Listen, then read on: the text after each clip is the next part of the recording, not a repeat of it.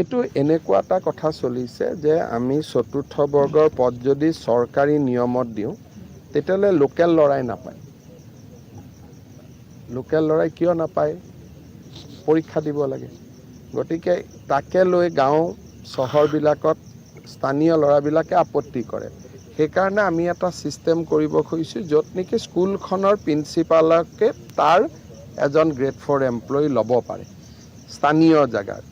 তাৰ কাৰণে এটা নীতি এটা বনাই আছোঁ, কিন্তু এইটো 26-ৰ আগত নহয়, 26-ৰ পিছত সেইটো ৰাখিব লাগিব। কাৰণ নহ'লে 4th গ্ৰেড এমপ্লয়ীখিনি বেলেগ জিলাৰ পৰা বেলেগ জিলাত গ'লে মানুহে বেয়া পায়। সেইকাৰণে বহুতবিলাক ৰাজ্যত আজিকালি নতুন নতুন কিছুমান নিয়ম কৰিছে। ময়ো এইবাৰ শিকি আহিছোঁ 2-3টা। কিন্তু বিধানসভা নিৰ্বাচনৰ আগত যিহেতু আমাৰ এডভাৰটাইজ হৈয়ে গ'ল, নিযুক্তিয়ে হ'ব গোটেই পোষ্টখিনি। সেইকাৰণে এতিয়া নহয়, বিধানসভা ইলেকশ্যনৰ পিছত কলেজৰ গ্ৰেড 4 পোষ্ট, হস্পিটেলৰ গ্ৰেড 4 পোষ্ট, স্কুলৰ গ্ৰেড 4 পোষ্ট, এইখিনি যাতে সেই মৌজাটোৰ ল'ৰাই বা সেই গাঁৱৰ ল'ৰাই পায়, তাৰ কাৰণে আমি নীতি এটা বনাই আছোঁ। সেইটো এনেকুৱা এটা কথা চলিছে যে আমি চতুৰ্থ বৰ্গৰ পদ যদি চৰকাৰী নিয়মত দিওঁ তেতিয়াহ'লে লোকেল ল'ৰাই নাপায়। লোকেল ল'ৰাই কিয় নাপায়? পৰীক্ষা দিব লাগে। গতিকে তাকে লৈ গাঁও চহৰবিলাকত স্থানীয় ল'ৰাবিলাকে আপত্তি কৰে। সেইকাৰণে আমি এটা ছিষ্টেম কৰিব খুজিছোঁ য'ত নেকি স্কুলখনৰ প্ৰিন্সিপালকে তাৰ এজন গ্ৰেড 4 এমপ্লয়ী ল'ব পাৰে স্থানীয় জেগাৰ।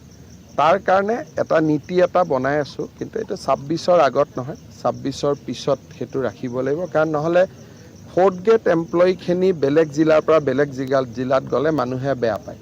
সেইকাৰণে বহুতবিলাক ৰাজ্যত আজিকালি নতুন নতুন কিছুমান নিয়ম কৰিছে। ময়ো এইবাৰ শিকি আহিছোঁ 2-3টা।